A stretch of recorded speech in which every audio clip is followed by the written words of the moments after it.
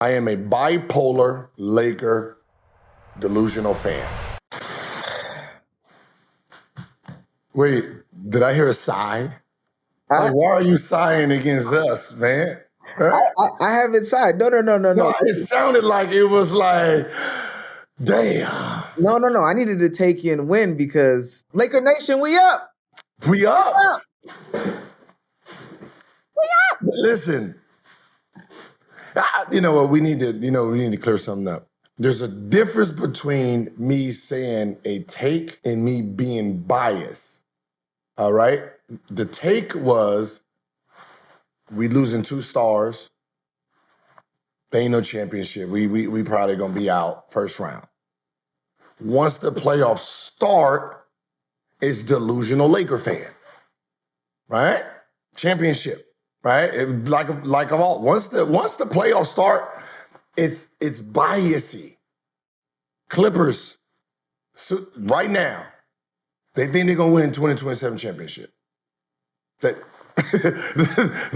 what Knicks. They've been thinking they was going to win a championship ever since the goddamn 80s, right? That is the beauty of fandom, right? So don't confuse my takes. That's supposed to be in the middle to my bias opinion. I am a bipolar Laker delusional fan. Meaning I'm going for the Lakers in the game and I'm hating whoever does bad on the team at that moment in time. So I can, so Marcus Smart really gets to me sometimes. Because sometimes instead of being Marcus Smart, there's plays he wants to be Magic Johnson. And when he does a pick and roll and he start doing, I'm gonna tell you right now, because it irritates me. Because just make the regular pass. He wants to dribble, do this, right? Every single time. Stolen, god damn it, Mark, just throw the goddamn back. And then look at his hand, do shit like this, right? He does that, and when it doesn't go well, I'm like, come on, that's not in your repertoire. And then when he get it off, I'm like, yes, so I have this love-hate. And most of the hate part is because of, he's Boston, but, other than that, the boys is doing good, man. These boys is doing good, man. Our G team, night team is we balling, baby. Yeah, they almost had to go to the Our South Bay plus Lakers is doing amazing, baby. You know what I mean? I'm gonna keep it a buck. We out here doing our damn thing. For those that don't know, you've probably been living under a rock, but Lakers pull off another victory, Gil. 112, 108, overtime victory. Some really, really high highs, some really, really low lows. Mm-hmm. And whatever is higher than high is higher than high. LeBron James finished with 29, 3 steals, 6 assists, 13 rebounds, and an extremely clutch shot to send the game into overtime after an extremely clutch steal to get the ball off of Reed Shepherd. And I don't know which moment between those two plus this third one was better, but also threw an alley to his son Bronny in a playoff game. Why is he not the GOAT? Okay, I'm jumping the gun. Okay, listen, throwing the alley-oop. Okay, first of all, let's just keep it a buck. That was just a layup pass. Okay, an alley-oop, I guess the alley-oop is throw it up someone can, but we only refer to alley-oop as with your dunk. It was just a layup. Air Bud layup, okay? Good pass. Okay? But don't do that. Don't make it seem like, Bronny had motherfucker windmilling, which you can do. But just, he didn't get it. But nice, father-son moment. But that's not what this is. We're not doing this. What we're going to do is this. All the clutch moments in one instance. Right? I think he had a turnover also. He turned the ball over that caused problems to then make it up with a shot, a steal, and to then hit the clutch shot to take it to overtime. The non-clutch player had a bunch of clutch moments at the age where they're retired or they're sitting on the bench or playing at the 24-hour fitness where they can't hit those clutch shots no more, right? It's the understanding and the awareness of this moment in time. We're all witnessing greatness. This was a phrase in 2005. We're all witnessing greatness, and we still are 20 years later. If you're still hating on this basketball player, I'm just gonna be honest. Something is wrong with you. I'm sorry. I don't care who your favorite player is. If you're hating on this player, something is wrong with you. I don't care if you have them 1, 2, or 3. What I do know is if you have them 3, you're not hating on 1, 2, or 4. You're only hating on the one person. You have to justify why you don't have them at 1 or 2. So you bash him and you're not realizing the greatness he's pouring into the game.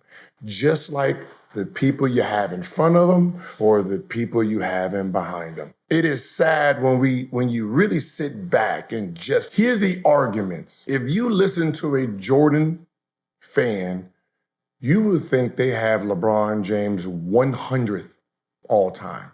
A Kobe fan, 100th. Shit, when you hear LeBron fans talk about Michael Jordan, you would think Michael Jordan didn't know what the left side of his goddamn body looked like. These are the 1, 2, 3, 4, 5 best player of all time. There's 4,800 players of all time. And we talk about the top 5.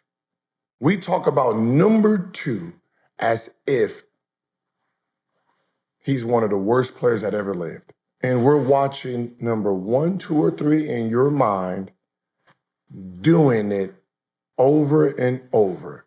And as a basketball fan, you cannot convince yourself or anyone who watches basketball that LeBron James, since he entered this league, has disappointed you in a season. Meaning from opening season to the end, you can't say his play has been a down year.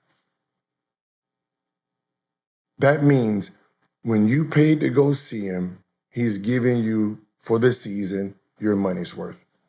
And he's still doing it at 41.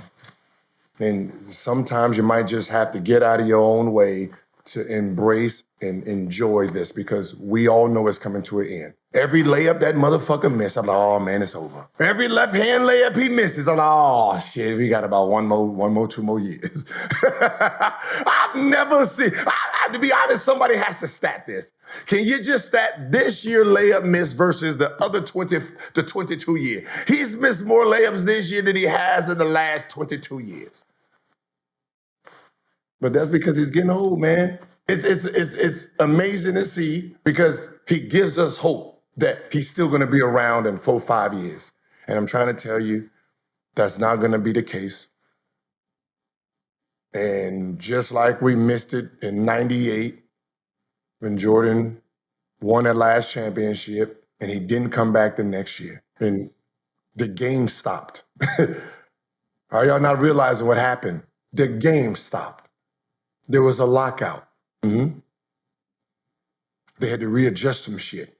The first time he retired, the game changed. They moved the three-point line in to help the league because they couldn't rely on that Michael Jordan. The game is going to be changed when LeBron James retires. And it's going to be in a media standpoint. You're not going to have no clickbait moments anymore. You're not going to be able to just, when there's a down day, just be able to hit the LeBron James button and then boom, you get your ratings. But as a Laker fan, I hate the Laker fan who hates LeBron James. Yeah. Yeah. Right? I despise you as a Laker fan since 96. I'm a Laker fan since 96, 97, February. Right? I was an Orlando and Penny Hardaway fan. And then Kobe came, and then he won that dunk contest. Well, he didn't win it when I became like, oh shit, I like this nigga. When he flexed on him, like, oh, look at that. Boom. I'm locked in. At that moment in time, Kobe Bryant was the second best player I've ever seen.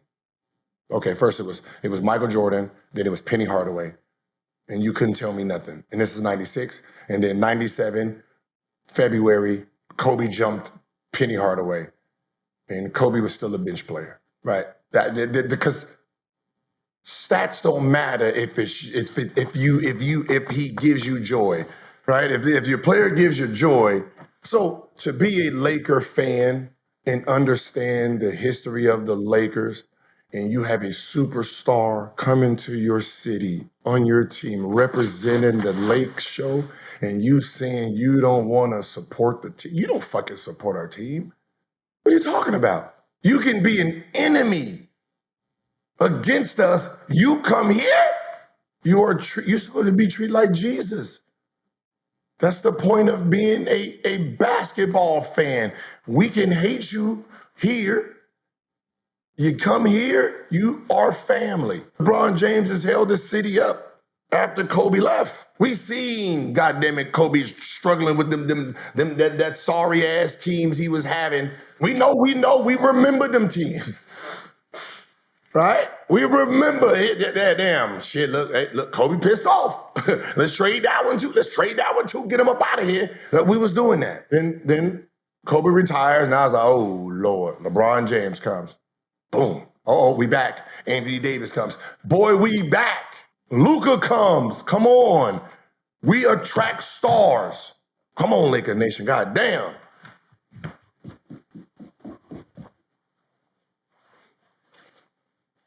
We 3-0. I did all that to say, nigga, we 3-0. We don't care what you're talking about. If we was down 2-1, we still talking because you said we was going to get skunked. Y'all was pulling out the brooms, and we got the mop. We got the mop first. One thing I will say, I think this might be, when you talk about LeBron's skills, he has this skill of being able to bring a team that most people don't think is very good to levels that are unmatched. Rui and Marcus Smart had like 21 last night, 20, 22, 22, 21. Luke Kennard had 14. Jackson Hayes had 12. It's amazing how he's able to take just guys. Because respectfully to Rui, respectfully to Marcus Smart, those are just guys. But the fact that he's able to elevate them is like the most amazing skill in the world. It should have given everyone a second option on what a leader is. Right? You know, Michael Jordan gave us the blueprint of what greatness is, from how it looks on the floor, from shoe sales, from demeanor on the floor and off the floor, professionalism, suits, swag, right? He gave it to us, right? Like Magic gave it to us, right? Where you can have a personality and still be an icon. But he was a hard fist guy, right? He needed everything to the T. You had to work like him. You had to be this, right? That was his way of pulling greatness out of you. For history, those were the personalities of the greats, right? The Kobe's, Brady, if it came to team sports, Brady, Barry Bonds, right? They so laser focused that, listen, we need to get the job done. And then LeBron demeanor, Shea's demeanor is we gonna play hard, we're gonna have fun, hey, everything ain't so intense, right? So this player is still intense, but he's making sure because everyone don't perform in the same atmosphere. Everyone don't grow the same way under the same light, right? So he found a way to evaluate his cast, find out what they do, and make sure he's maximizing how they play in the environment that can make them successful versus saying, yo, fit the style that I'm doing and do the things that I want you to do so we can be successful. He's like, these are the pieces you give me. All right. He's like back in the day, 19, 20, 30, 40, 50, 60 black woman. Whatever pieces you gonna bring me, I'm gonna call it, let's call it gumbo. Yeah. I'm gonna make you a dish. It's gonna be called gumbo and you're gonna love it. And that's what LeBron James has created. Gumbo with teams he has gotten. Yes, he's played with superstars. And I'm gonna just be honest. You unfairly give him superstars that wasn't superstars when he was with them. Y'all need to stop that shit too, right? Trying to prove points, giving motherfucker superstar. We know Shaquille O'Neal was no superstar when he was with the Cleveland Cavaliers. Like, stop that. Stop these old. Dwight Howard wasn't Dwight Howard when he played there, right? So don't do that for arguments. He makes it work, and the argument is always going to be, if you had to pick one player to build a team around, who do you build it around? And that will always be a discussion because it's one of those things is, what is the safest pick of a great? When you're building a team, what is the safest way to draft a team? Because you still gotta draft the rest of the team. So with your first pick, you want either a specialist at something or Swiss Army knife, right? See, I can go after Jordan, right? But then I have to build it around him. I can go after LeBron, but I don't necessarily have to build it around LeBron because LeBron will build the team around how he sees it, right? So instead of going after, Jordan, I can go after Jokic and then get a Kobe or get somebody like that. And you know what I mean? And then figure those pieces out, right? So sometimes the best player that ever lived might not be the number one pick because once I pick Jordan, then I have to be smart about what does he like versus picking someone who can do everything. I don't have to be a genius with all my other picks because his genius and his greatness will figure it out. Yeah. So it's just, man, just enjoy what we're seeing. Steph Curry, enjoy what we're seeing. It fucking amazes me watching him run around. Every time he shoots a shot, I'm still amazed by it. He amazes me still. I just be like, God damn it, he's good. Not, God damn it, he's great. Same thing with Kevin Durant, man. These guys are getting older, and we can compare them to their age and the players and the greats we've seen at that age. And I think they've been great for so long. We do say, you know what, man, we look at the flaws now. No. Look at the greatness now. Don't compare them to these young guys. Compare them to their age and the greats you have in front of them. What the fuck did they look like at this age? Retired, chilling, sitting on the end of the bench, playing 4-5 minutes, got the crowd cheering. Put them in. They bringing their old ass out there. I know shit. At 32, I was sitting on the bench, my couch. So I appreciate what I'm watching as a basketball fan. Last thing from this game. We always got to touch on the other side of the ball. In some ways, they stepped up. Who? The Rockets. Some players. But ultimately, maybe it was the lack of experience Some would say youth that may have made it happen. Jabari Smith contributed 24, Sengun 33, Reed Shepard 17, Amin 26. He also had 11 rebounds. Some of these shooting percentages were pretty bad though. But at the end of the game, this is what I really want to say. They asked Ime Udoka. Yeah, what do you say? They asked him about his young team and how they performed in this situation. And he didn't have the best things to say, Gil. He really did not. Coach, I know the game just ended, but in terms of the way the game just fell apart at the end, how was it from your vantage point? Horrendous mistakes.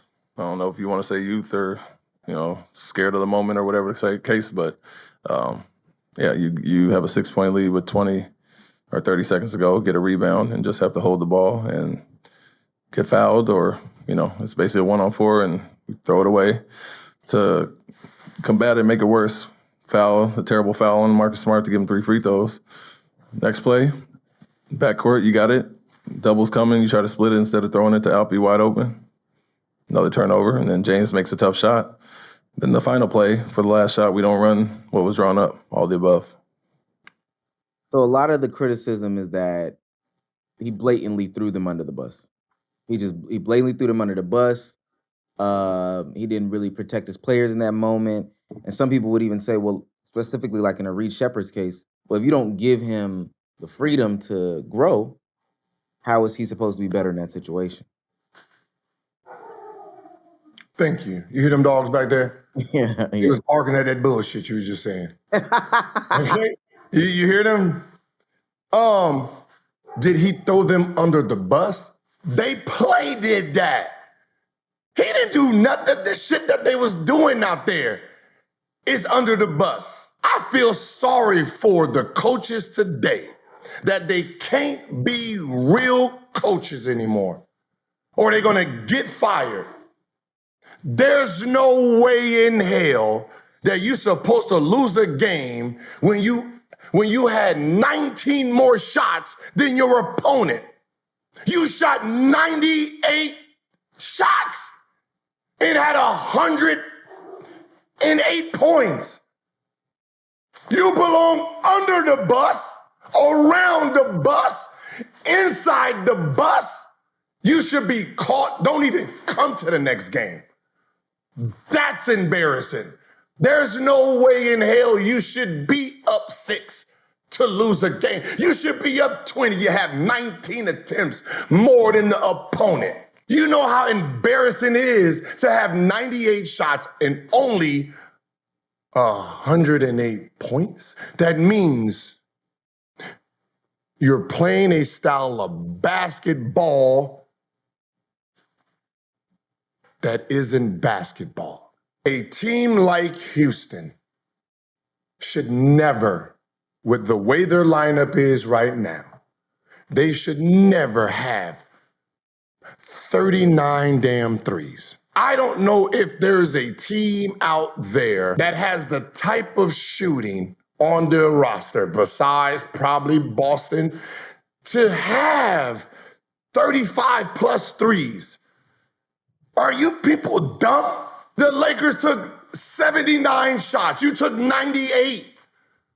You lose. Why? Because the other threes that you're taking from the people who can't shoot threes.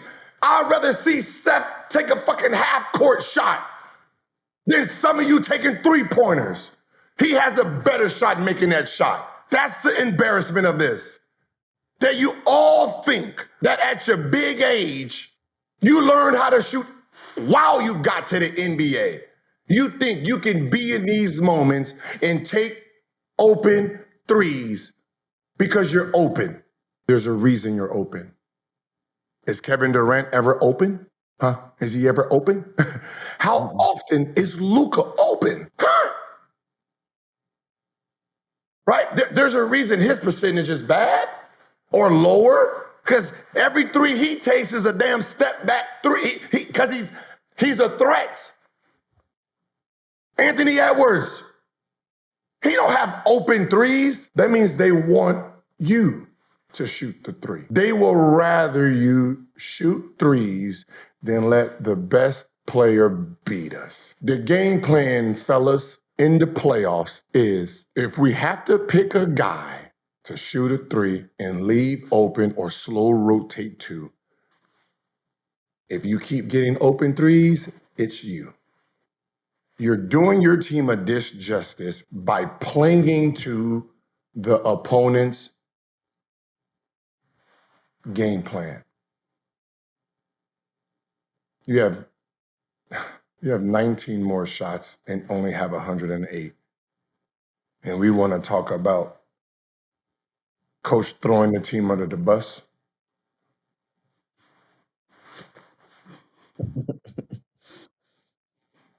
Well, Sangoon, as great as Sangoon played last night, someone has to ask the question. You can't shoot a jump shot. How you got 5 threes up? Because you made your first one? That's the point. The best thing for a scouting report, let a horrible shooter make a shot because he's just going to keep taking them. Reed Shepard, 4 for 13. whew. That Reed Shepard stuff is crazy. I ain't gonna lie. No. The reason Reed Shepard would be 6 for 21, 4 for 13 is this. Your shooting is a threat, so we're going to guard you. You're going to have to take tough threes.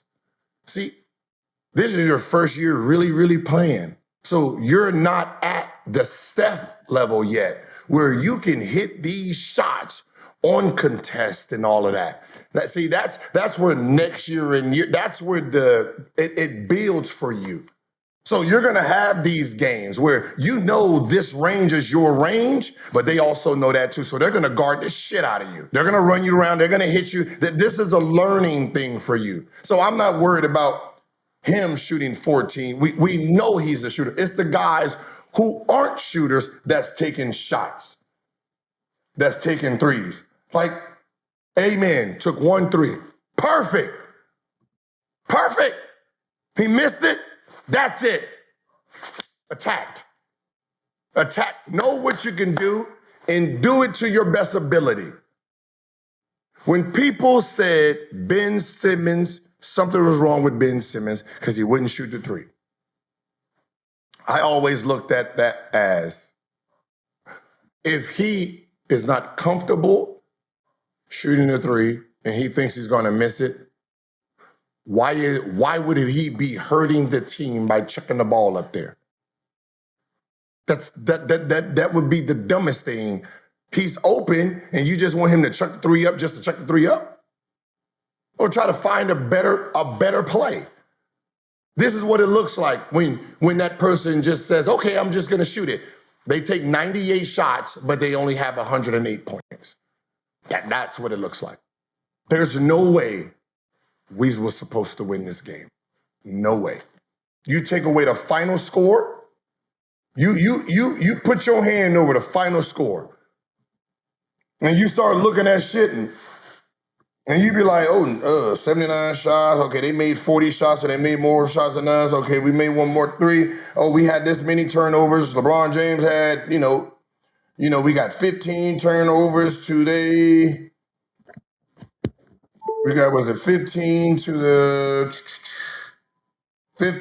20, right? We got 15 turnovers. They got 15 turnovers. The Lakers got 20. We supposed to get our ass whooped. This is an ass whooping game. This is the game the media was waiting on. Woo! They got blown out by 25. This is a 25-point blowout on a stat sheet. But y'all don't realize what you're gifted at. You're not Steph. You're not Clay. You're not KD. Understand who you are in reality.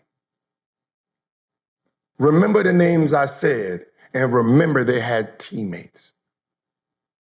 Deshaun Livingston chuck a bunch of threes? Or did he kill you with his mid-range, the mid-range that he was great at? Did Barbosa chuck a bunch of threes? Or did the Blur do what the Blur do? Did Iguodala sit there and take a bunch of threes because he was open all the time? No. That is called high IQ players. Understanding the game plan that would be put upon Steph, Clay. I don't want them to score, so we're going to have y'all shoot the ball and them attacking and understand eating up space, being a real threat. Some of y'all haven't realized that they're not even challenging your threes. They're swinging it, they turning their back, they go rebound. Yeah, you're going to make a couple. There's some of y'all that needs to shoot, but sometimes you got to mix it up too. I mean, I really don't understand where is the in and out games with these. Like, y'all have to play different styles. I have Jabari and Eason. Come on, fellas. I ask yourselves, do you think anyone on that team can stop you from driving the ball? You know what? Erase that part. Erase that part. Hey, keep doing y'all. Keep doing y'all, you know what I mean? Huh? I'm trying to get the 4-0. Huh? I'm trying to get the 4-0. And then I tell you to ask yourself that question. Is there anyone on the team that can guard you from driving the ball? The answer will be no. Amen. So we're going to take it. Listen. Hey. The Bahamas, Mexico, wherever you like to go, you gonna be going there. Send all your cars, y'all know the thing, send all your cars back to wherever you came from. Pack your shit. Pack it. Hey, pack it. Hey, we might lose the next game because we want to win at home. I need to be in the building. Game 4. Oh my God. I want to be in the building. Hey, I want to be. Hey. Okay. Hey, no, because I know Luca and Reed's about to be back. Hey, championship is coming in town. And why? Because of LeBron James. Hey, Oh my God. James. Hey, this the man who got us out of the first round by himself. I don't want to hear nothing no more. Y'all ask, could he do it? And you would change your opinion on him if he did it? Change it. Change it. And when you ask yourself, is LeBron James gonna take a pay cut? I want you to remember this. Overtime. I want you to remember what he did this week.